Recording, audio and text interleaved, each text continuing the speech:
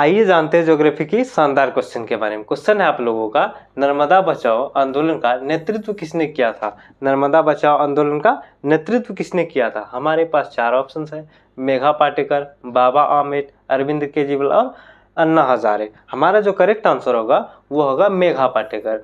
नर्मदा बचाओ आंदोलन का नेतृत्व मेघा पाटेकर ने किया था। नर्मदा बचाओ आंदोलन की शुरुआत 1985 ईस्वी में हुई थी। यह आंदोलन नर्मदा नदी पर बनाए जा रहे बांध के खिलाफ शुरू किया गया था, जो गुजरात, महाराष्ट्र और मध्य प्रदेश में आता है।